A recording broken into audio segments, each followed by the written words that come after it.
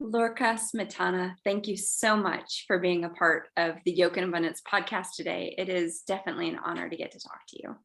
Oh, thank you so much. It's a beautiful morning to be here with you. Can you tell listeners a little bit about who you are and what keeps you busy in this great, big, beautiful world? And by busy, I'll tell you, I don't mean on the hamster wheel. I mean, like, what fills up your soul and how do you spend your days? Yeah.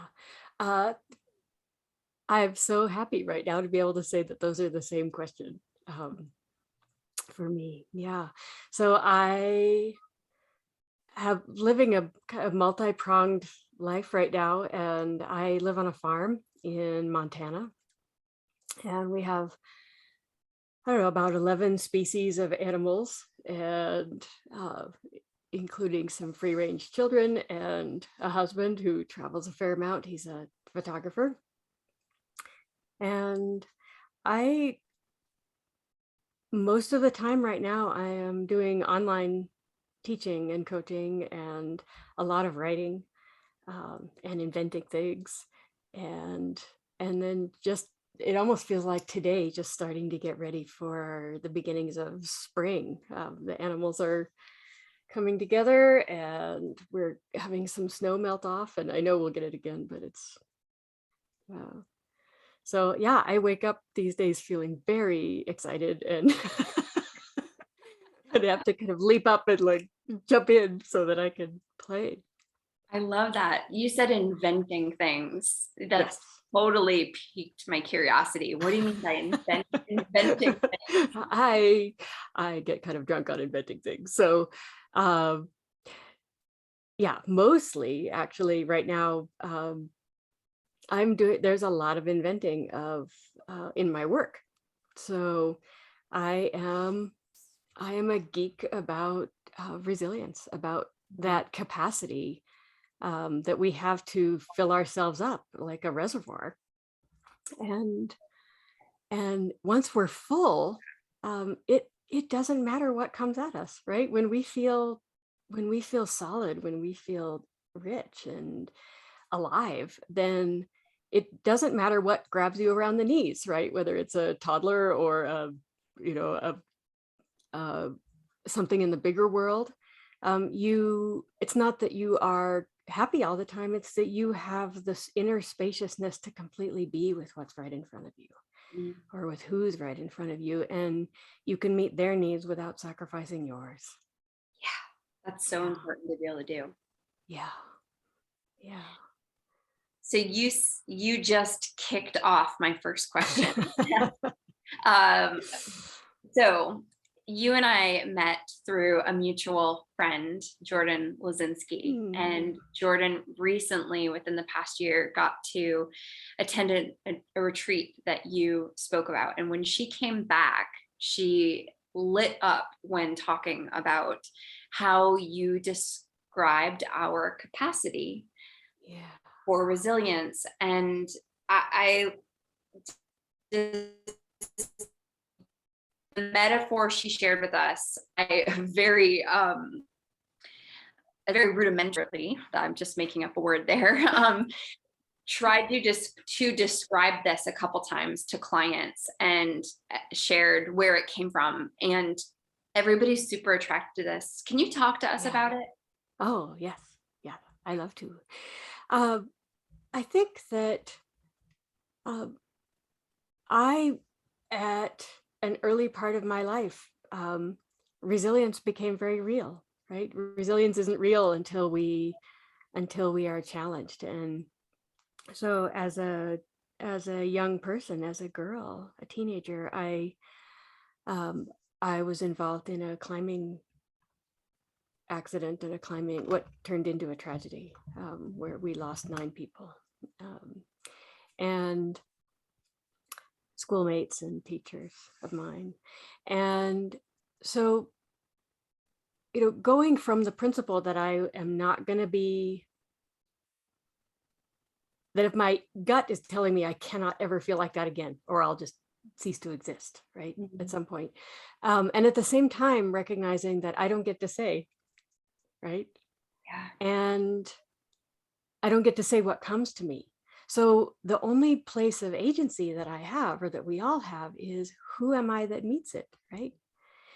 And so, and one of the problems that we have as humans in this particular, configuration is that we actually have, we have very tricky tools for one, figuring out what is, and two, for making decisions about it, right?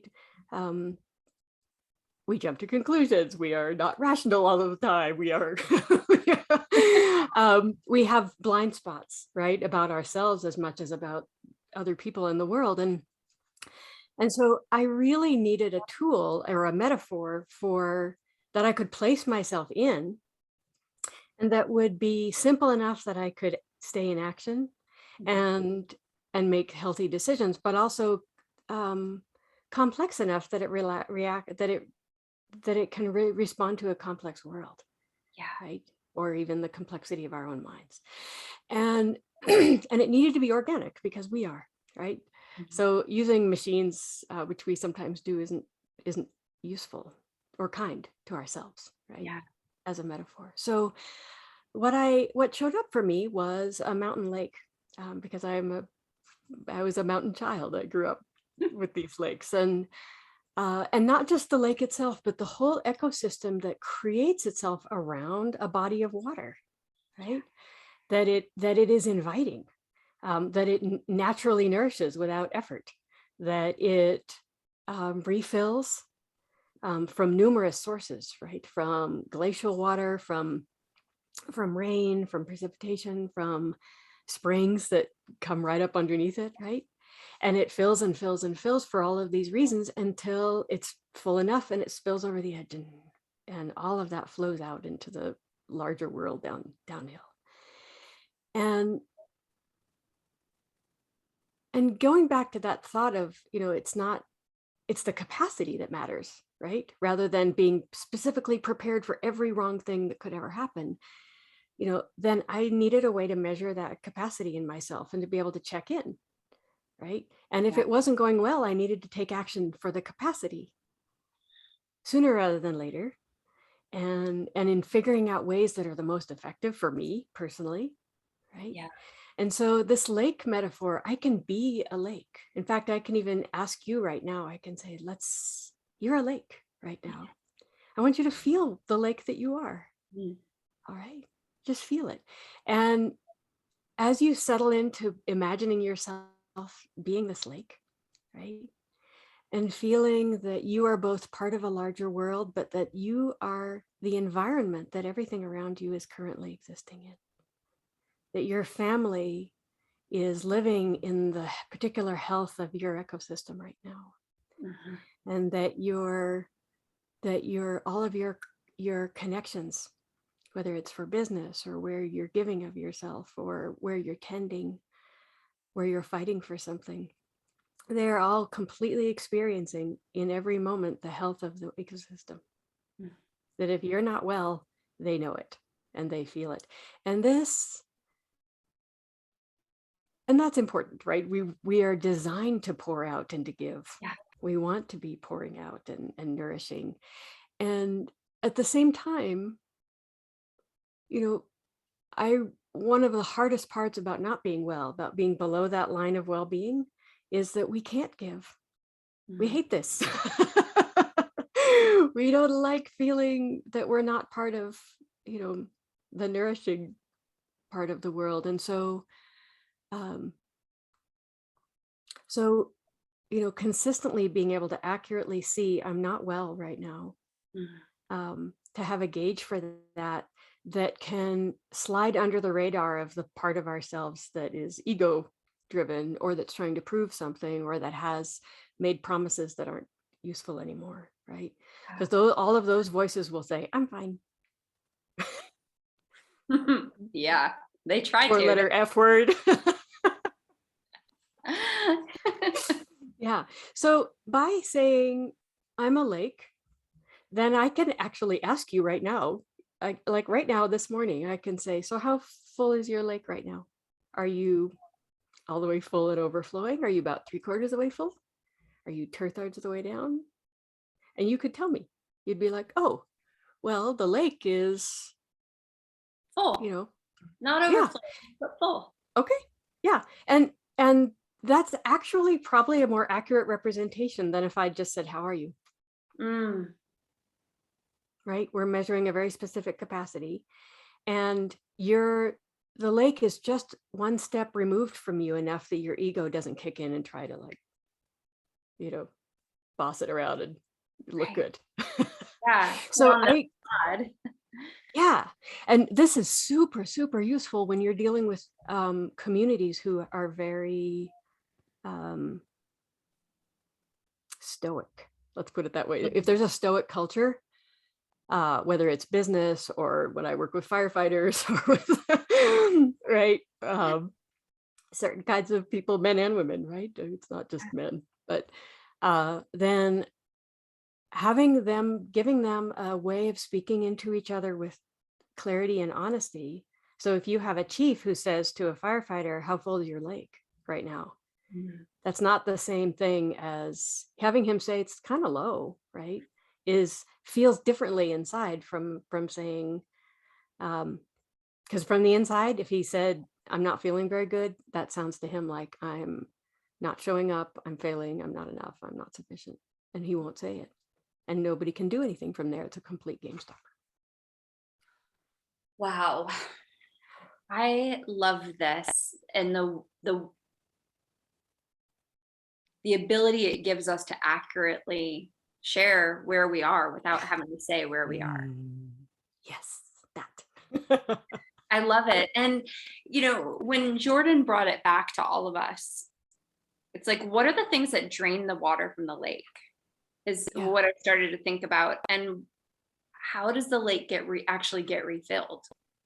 And so Mhm. I've been pondering that. And I sort of know, because I've been on this earth for close to 40 years. And so I kind of know what refills that, right? I've been doing work around it for a long time. And it seems like as the outside world changes, what fills up that lake changes too. Yes. Yeah. Yes. That's why this has to be a moving metaphor, right? A Mm, metaphor with moving pieces and yeah. things that grow and change. And in fact, a lake grows and changes over centuries, even millennia, right? And no one judges it. We're not like, you've had a lot Yeah. of erosion. Yeah, exactly, right? I mean, no.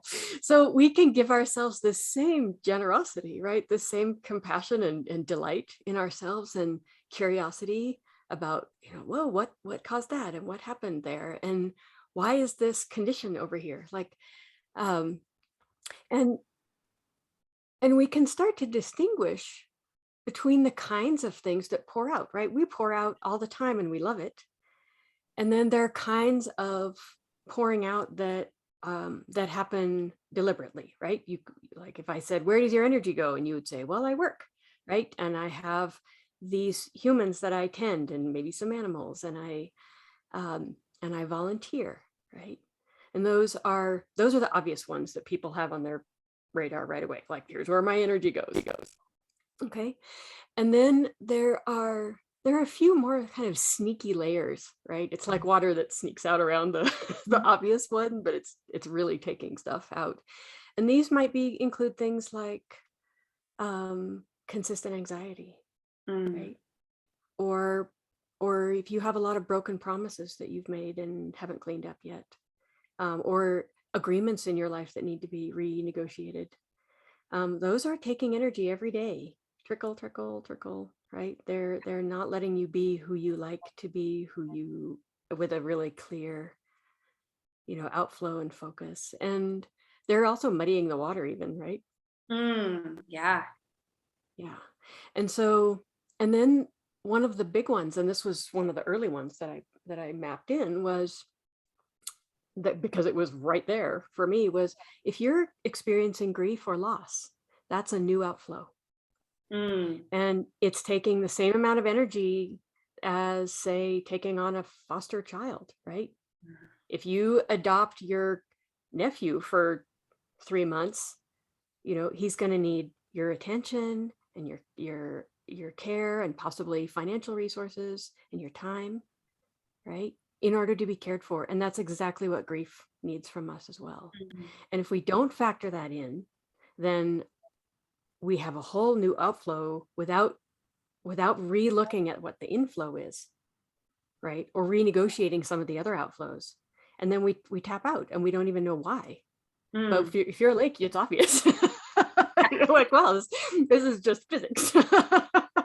Yeah, and one of the things that I think about with that metaphor that I think this group of women, we call ourselves the witches and wolves, of course, talking about was how as the water, when it overflows and trickles out, everything around it grows. Yes. But it's depleted, but then it's depleted on the inside. Mm-hmm. If it's still going out and we haven't refilled it. And Mm-hmm. I'm thinking about the idea of when the water levels get below the water table, like what Yeah. happens? Like Mm-hmm. when you work with clients and they're below the water table, what do Yeah. you suggest to them? Yeah.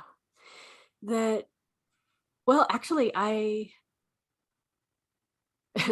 thinking, yeah, I actually have, I mapped this out on a piece of paper, right? I can do it imaginarily, like the talking, we can do it like that.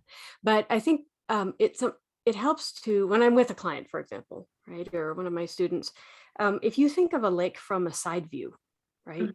Then you can actually map water coming in, rainfall coming in, springs, and the outflow. And I actually assign different kinds of refilling for the different arenas.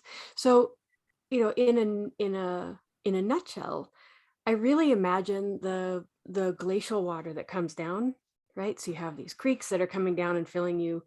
That's that's everything that you have ever accomplished already. That's all the support that exists in your life that you've already put in place, that you don't have to go put in place right now. You don't have to invent anything.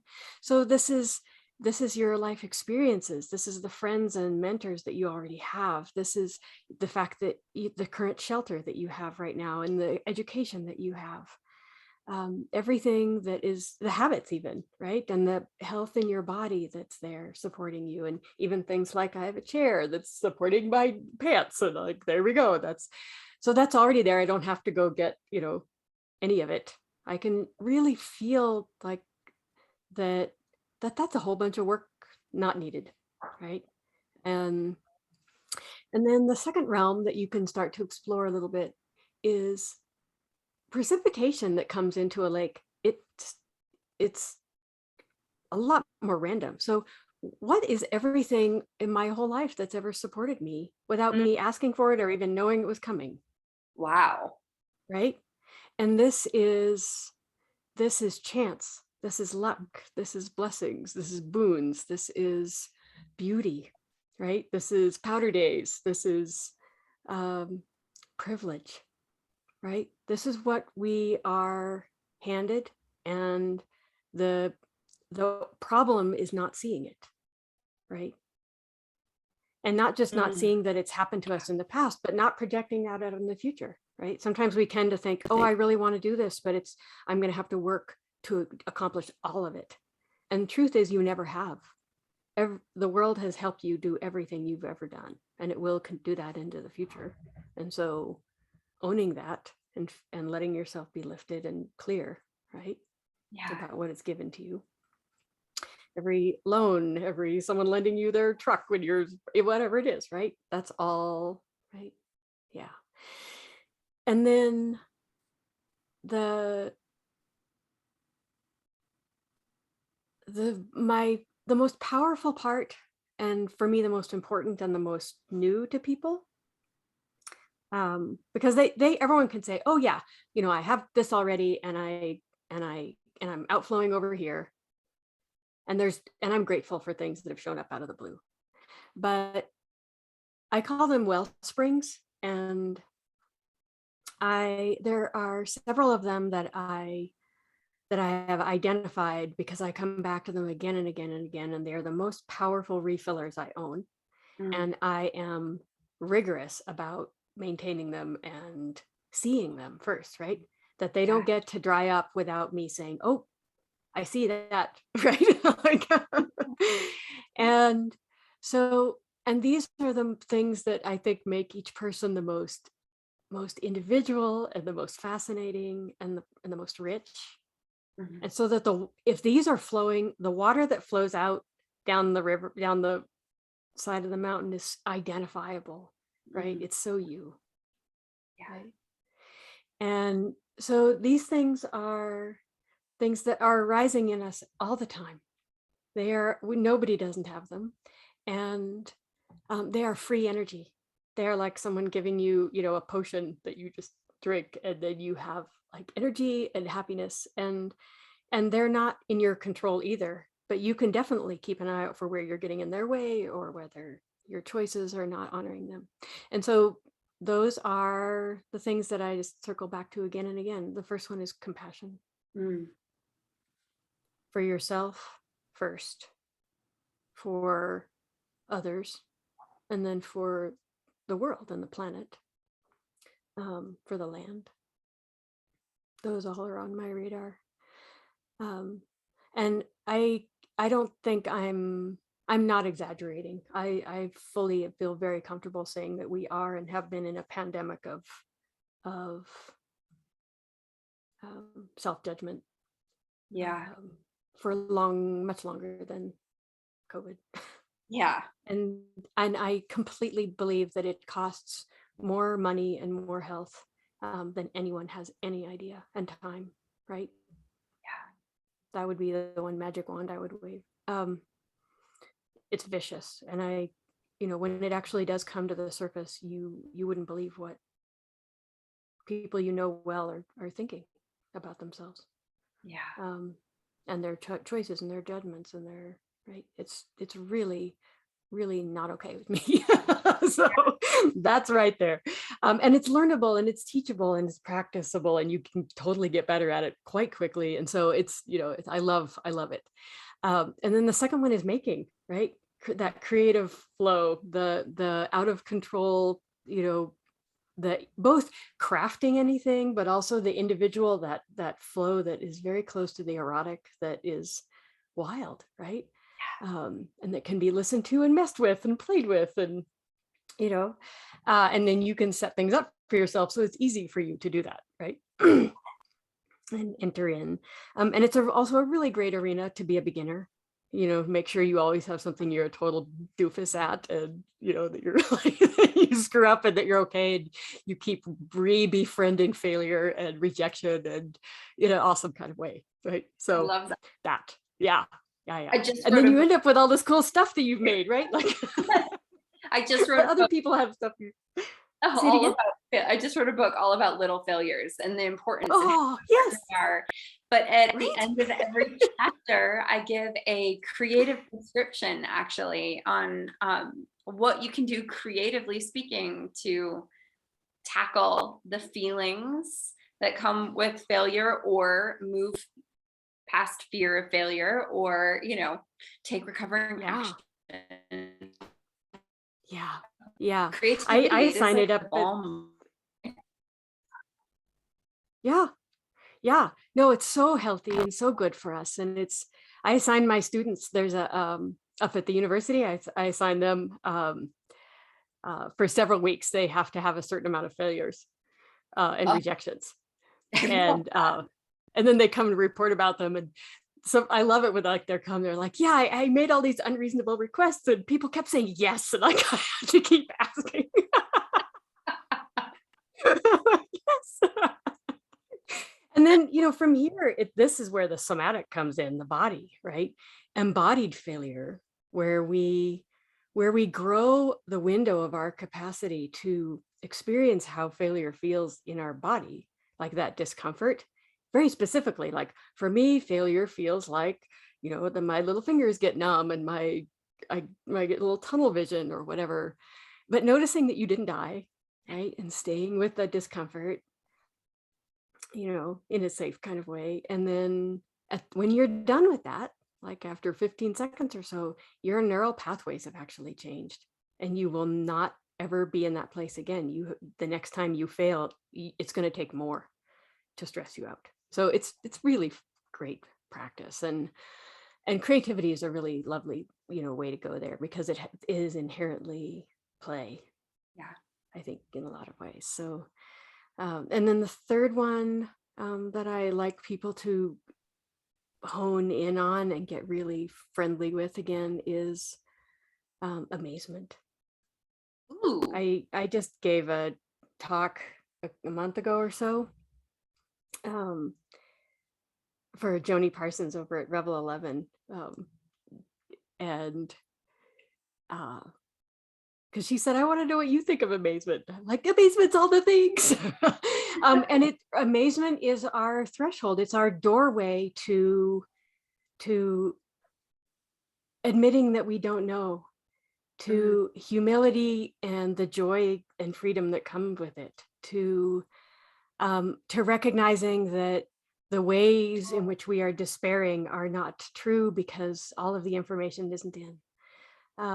To recognize that we, even by the fact that we see more, we are growing more to fit this larger world that we now have an understanding of, and that spaciousness of self is what makes us a gift to those around us.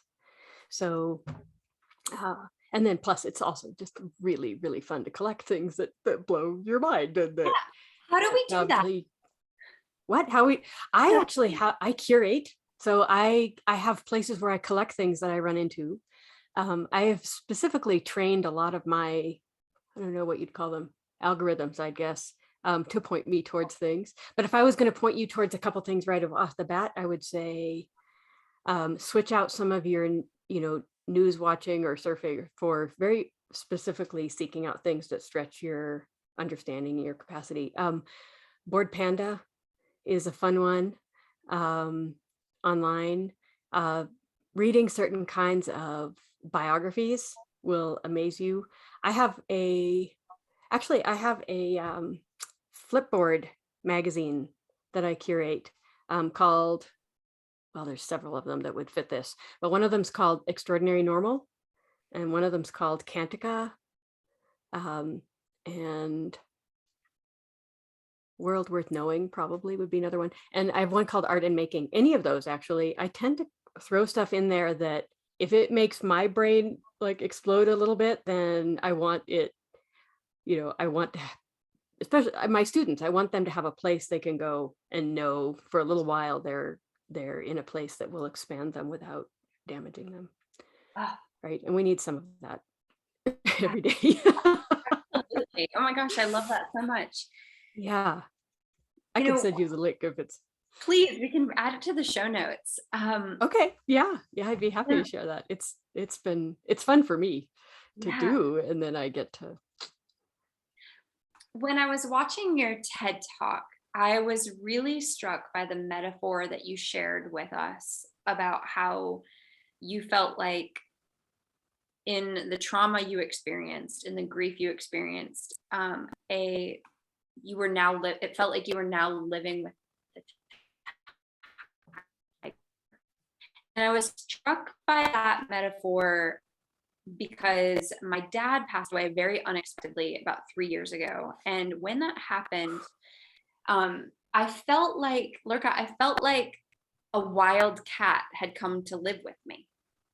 And so I was just very struck by that metaphor, because it felt like sometimes it wanted to sit in my lap and curl up and be pet. And sometimes it like pounced into my home and into my psyche and just was like having its way with me. And then all of a sudden it's gone and the destruction's still there. And so when you said that, I was like, it feels like such a universal feeling.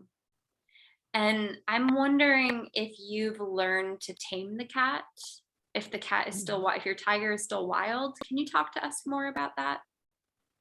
Yeah. Yeah.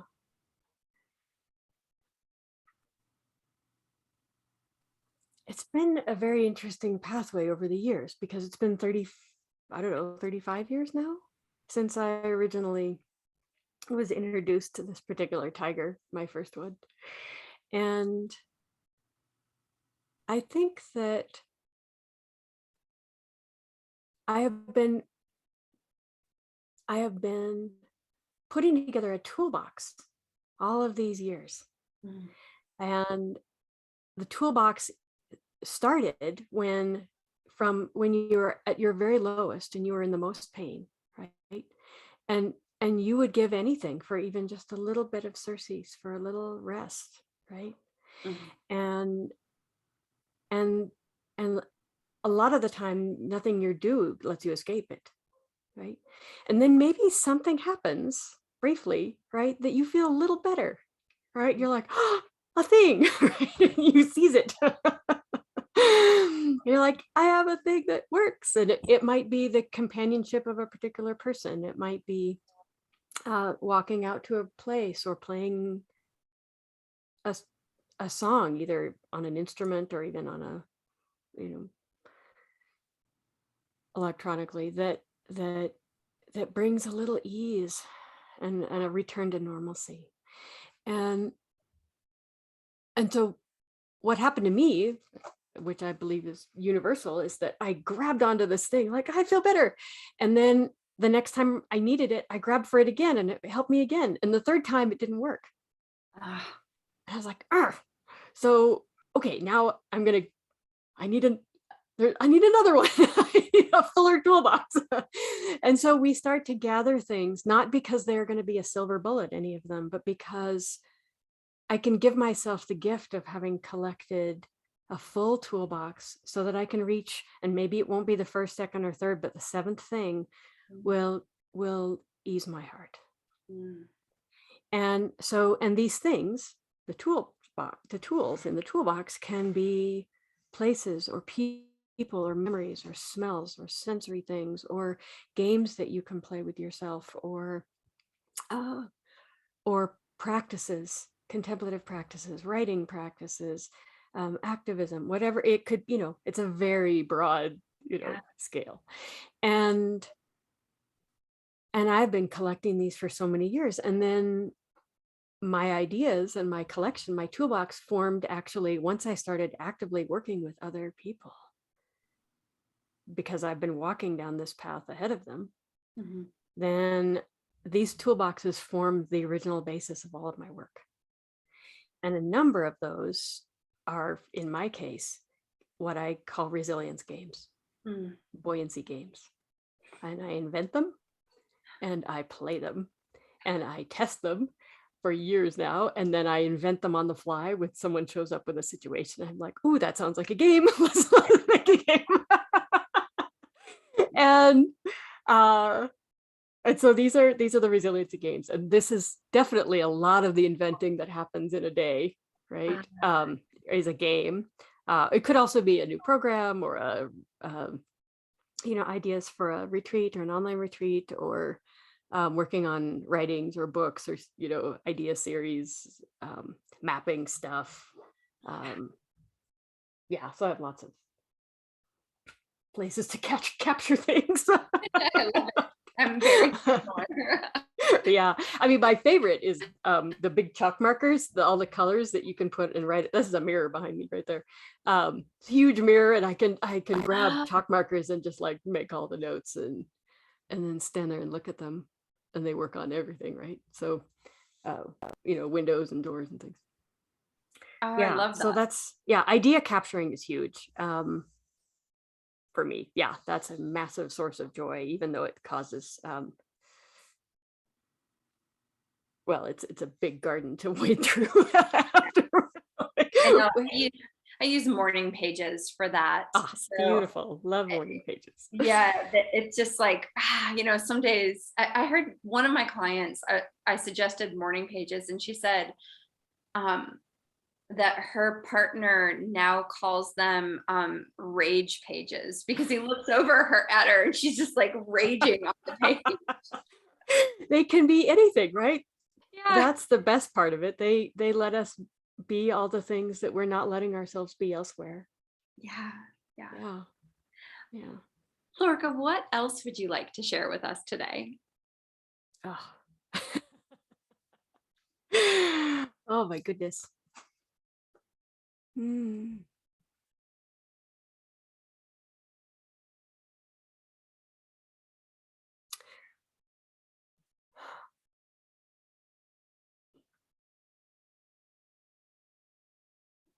We are,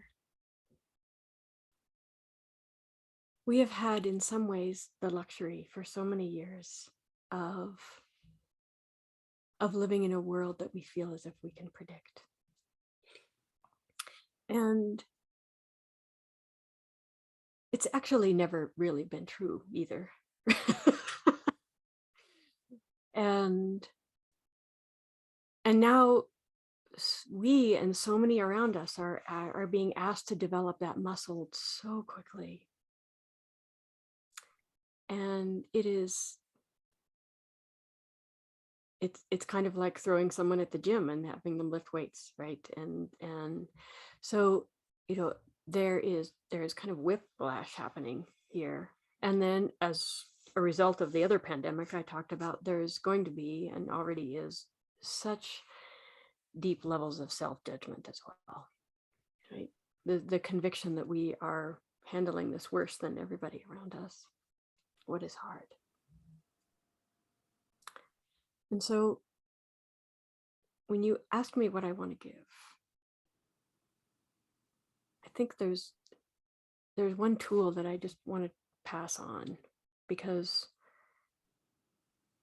I think it's one of the most powerful things that can meet that particular need.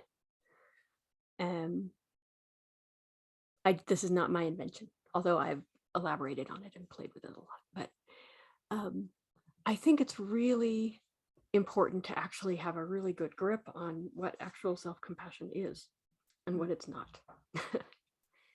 And I actually talked about this a little bit in a short, I don't know what I would call it, a short lyric video that I made. And I'll give you the link to that. And it's called Radical Compassion and Social Courage. And I made it thinking about how it is hard to speak into what's true, to what we know is true. And not so much, and asking myself, what if we don't have to force it, right? What can we nourish in ourselves that makes that ease of speaking what is true just feel like a non-thing, right? And for me, that does, and so that does come down back again to self-compassion, right? As well as compassion for others combined.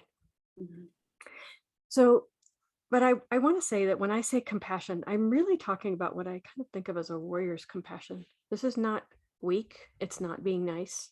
It's not being kind. It's not making people feel better or making yourself feel better. Real fierce compassion is being fully with what is with you. And so, and what really helps, because people are like, oh, you have to be nicer to yourself, you have to be more self-compassionate, and your response is like, great, thanks. Like, now what? So here's what, right? There are 3 pieces that you can look for. Are all of these 3 pieces present? And if they're not, the experience of that you're having of compassion will feel incomplete. And whether yourself or for someone else. Okay. So, and it's really this is a beautiful way to get to know yourself too, because it's really worth noticing which one is harder for you, which one you tend to skip. Right. But when you start to practice this as a muscle, check in, are all 3 components there?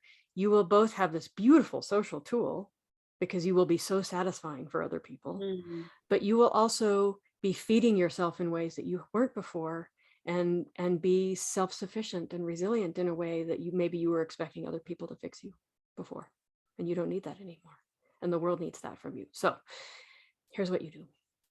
The first thing that you do is you acknowledge suffering. You say, that hurt. This is not okay. I don't feel good. That didn't that didn't feel good.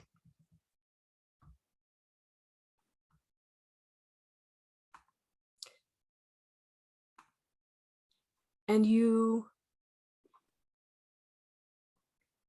give yourself, 15 seconds with that, right? Because that's at least 15 seconds. Okay. Mhm. And I'm actually saying that for neurobiological reasons. So, which we don't have to go into, but at least 15 seconds. Okay. If you want to create change in your own mind, in your brain, take the 15 seconds. You can learn about it why later. and that's a skip. I mean, right there, that's a thing people skip all the time, right? I'm fine. That didn't hurt. That didn't bother me when that person used that language or looked at me that way, or, like, no, right? Or we start building stories around it, like, oh, that shouldn't hurt, right? Or I should be stronger than that, or, whatever. All the shoulds, any of the shoulds, right? And then, so first there's a real acknowledgement of suffering, pain, loss. And then secondly, you ask yourself, so am I the only person in the history of the world who has ever experienced something like that and had this reaction? Am I alone and weird and weak, or whatever it is? Or is there a common humanity that I just experienced? Is this a human experience, not a Lorca experience?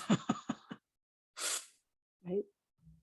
And or another way to say it to yourself is, if there were someone who I cared about in a similar situation, would they also feel something like this? Yeah. Like, yeah, they would. Yeah. Like, this is natural. This is normal, right? So that acknowledging the common humanity, that's the second step. Mm. And then the third step, add kindness. Mm. Add kindness. And it can be a mental kindness, it can be an action, it can be clearing space for somebody or for yourself, it can be adding a bigger buffer zone. And